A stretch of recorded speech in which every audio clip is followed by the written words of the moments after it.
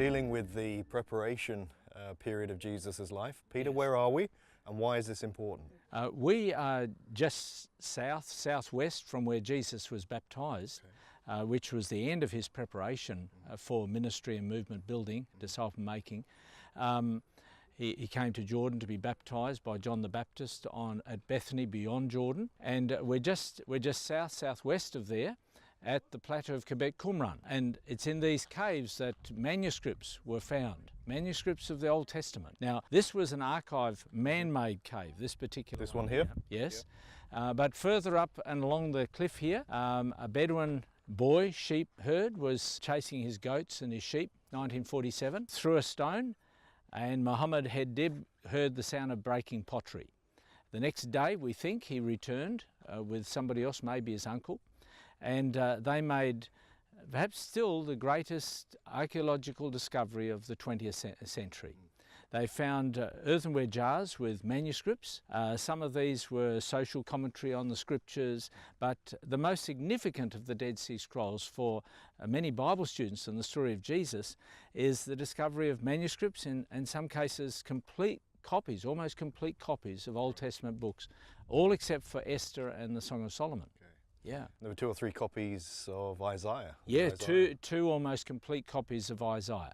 And there's a lot to the story, but the basic impact of this was that the scholars then had manuscript copies of the Old Testament that were 1,000 years older than the oldest copy of the Old Testament up until that time, coming from the Masoretic texts of the 9th and 10th centuries. So this really helps the question of reliability. Reliability of the Old Testament scriptures and the prophecies.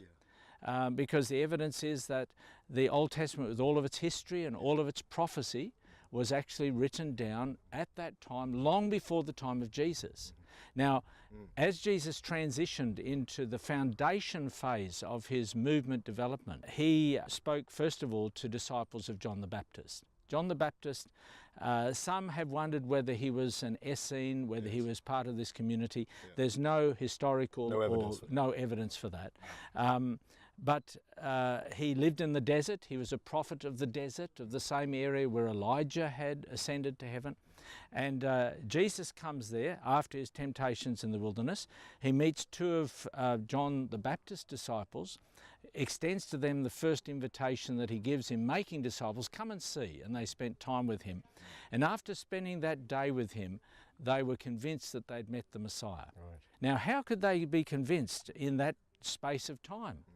It's clear from the report of these disciples, who then went to others and said, come and see.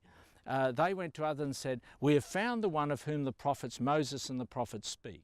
So it would seem that in that discussion, Jesus is referring back. He's going to the Old Testament. Yeah, what do the prophets say about the Messiah? Born in Bethlehem, Ephrata, yes, that's where I was born. Come out of the land of Egypt, that's where I spent some of my childhood.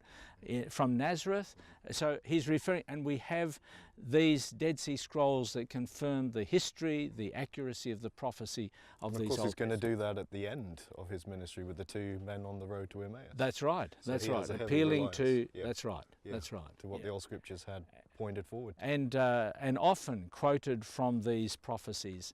And the book of Isaiah was a major text from which he was quoting. Excellent. Thank you very much.